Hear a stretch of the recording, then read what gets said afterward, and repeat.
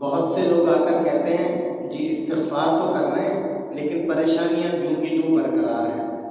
اب میں ان سے کہتا ہوں کہ بھائی آپ نے استغفار کس طرح سے کیا ہے؟ کہا جی دن میں 1200 مرتبہ پڑھ لیا، جیسے آپ نے بتایا تھا کہ دن میں 1200 مرتبہ پڑھنا ہے۔ ٹھیک ہے بھائی، استغفار آپ نے کر لیا۔ اب میں ان سے ایک بات پوچھتا ہوں کہ استغفار آپ نے جس مقصد کے لیے کیا تھا وہ مقصد آپ کو حاصل نہیں ہوا تو آپ پریشان کیوں ہو رہے ہیں؟ ایک بات سمجھیں کہ استغفار کرنے کا مطلب یہ ہے کہ آپ اللہ رب العزت سے یہ فیور چاہتے ہیں کہ یا اللہ تو میرے گناہوں کو بخش دے اور میری زندگی آسان کر دے۔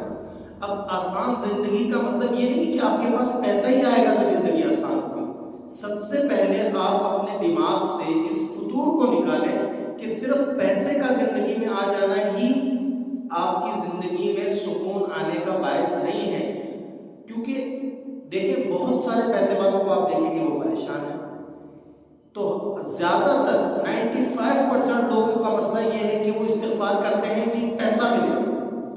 استغفار کے 4 بڑے بینیفٹس جو اللہ رب العزت نے سورہ نوح میں ذکر کیے ہیں، اس کے اندر آپ دیکھیں اللہ تبارک و تعالیٰ نے کہا وَيُمْدِدْكُمْ بِأَمْوَالٍ، میں تمہارے مالوں کو زیادہ کر دوں۔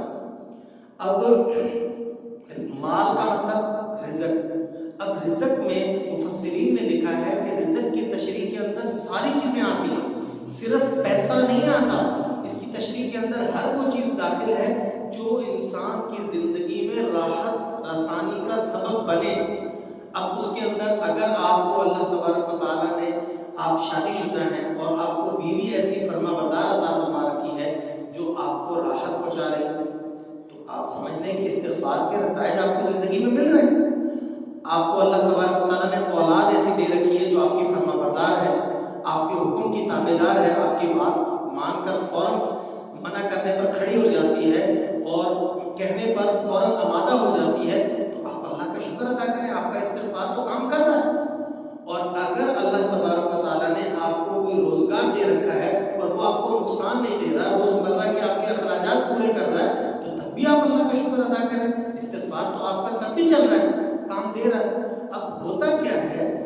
95% کیسز میں کہ لوگ استغفار کر کے سمجھتے ہیں جی اب ہمارے پاس قانون کا خزانہ آ جائے، تو سب سے پہلے تو بھائی آپ اس بات کو کلیئر کریں کہ ہم استغفار صرف پیسہ حاصل کرنے کے لیے کر رہے ہیں، تو پیسہ تو بقدر مقدر ہی ملے گا جتنا مقدر میں ہوگا۔ اب اس بات کی طرف آئیں کہ استغفار کا اصل فائدہ کیا ہے اور ہوتا کس وقت ہے۔ دیکھیں استغفار اگر آپ مطلوبہ ہدف بھی حاصل کرنا چاہتے ہیں تب بھی آپ کو استغفار کرنے کے لیے چند اور دیگر چیزیں ہیں، چند اور کام ہیں جن کو استغفار کے ساتھ لازم کرنا پڑے گا، پھر آپ کو استغفار صحیح معنی میں فائدہ دے گا۔ مثال کے طور پر استغفار کے ساتھ اگر آپ گناہ کر رہے ہیں تو جتنا مرضی آپ جو ہے استغفار کرتے رہیں، آپ کو استغفار سے کوئی بھی فائدہ نہیں ملے۔ اگر اسی طرح آپ استغفار کر رہے ہیں لیکن اس کے ساتھ ساتھ آپ قطع تعلقی کا گناہ اپنے سر لیے ہوئے ہیں، یعنی قریبی جو رشتہ دار ہیں ذوی الاقارب جن کو قرآن مجید نے کہا ہے ان کے ساتھ آپ کی بنتی نہیں، ان کے ساتھ آپ نے تعلقات ختم کر رکھے ہیں، بہن نے بھائی کو چھوڑ رکھا ہے یا بھائی نے بہن کو چھوڑ رکھا ہے، آپ قریبی رشتوں کو ان کے ساتھ تعلقات قطع کر چکے ہیں، منقطع کرتے ہیں، قطع کلامی ہے، بات تک آپ کرنا گوارا نہیں کرتے، تو اس صورت میں اللہ تعالیٰ آپ کو رزق نہیں دیں گے۔ آپ چاہے کتنا ہی استغفار کر لیں، پہلے آپ کو اس گناہ کو چھوڑنا پڑے گا۔ اسی کے ساتھ ساتھ اور بہت سارے ایسے گناہ ہیں جو کبیرہ گناہ ہیں، اگر آپ ان کا ارتکاب کر رہے ہیں اور اس کے ساتھ ساتھ آپ استغفار کر رہے ہیں تو یہ ایسا ہی ہے جیسے آپ دوائیاں کھائیں لیکن پرہیز نہ کریں۔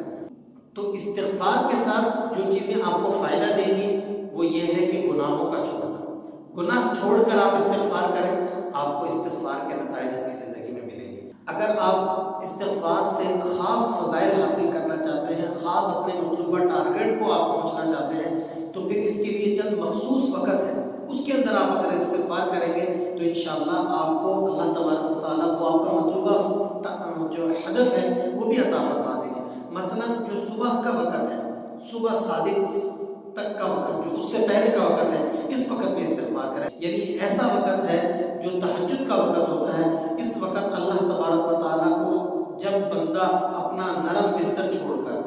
اور بیڈ گدا چھوڑ کر اور سردی کے موسم میں ٹھنڈے پانی سے وضو کر کے آ کے اللہ کے سامنے گڑ گڑاتا ہے اور اپنے گناہوں کی معافی طلب کرتا ہے، اور پھر اس کے بعد جو جس چیز کی ضرورت اسے زندگی میں ہو رہی ہوتی ہے وہ اللہ تعالیٰ سے مانگتا ہے، تو پھر اللہ تعالیٰ اس کو وہ چیز عطا فرما دیتے ہیں۔ تو میرے بھائی، اگر آپ چاہتے ہیں کہ آپ کو زندگی میں وہ چیزیں ملیں جس سے آپ کی زندگی آسان ہو جائے، آپ اس بات کو چھوڑ دیں کہ جو کچھ آپ نے اللہ سے مانگا ہے بعینہ آپ کو وہی چیز ملے۔ بس آپ اس بات پر اللہ کی رضا میں راضی ہو جائیں کہ اگر اللہ نے آپ کی زندگی کو آسان کر دیا ہے، آپ کی زندگی میں پریشانیاں نہیں ہیں، آپ بیمار نہیں ہیں، یا اس کے ساتھ ساتھ آپ کے اوپر کوئی کیس نہیں چل رہا، یا آپ زندگی میں اپنی ضروریات کو آسانی سے پورا کر رہے ہیں، تو بھائی آپ ایک خوش نصیب انسان ہیں، اور اپنے مقدر پر اللہ کا شکر ادا کریں۔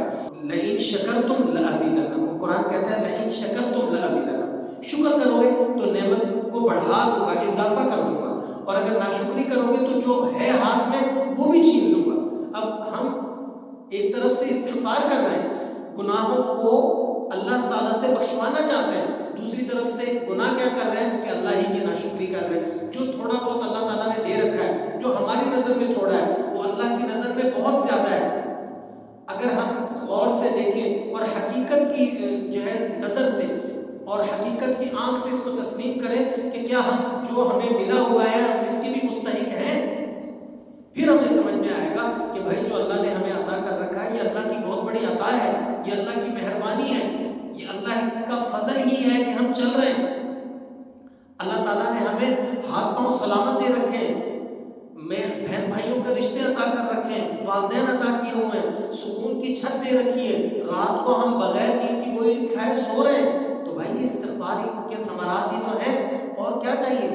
تو اللہ تبارک و تعالیٰ ہر استغفار کرنے والے کو یہ توفیق نصیب فرما دے کہ وہ استغفار کرنے کے بعد دلی طور پر اپنے دل میں اطمینان محسوس کرے، اس بات پر خوش ہو جائے کہ اللہ تعالیٰ نے میری سن لی۔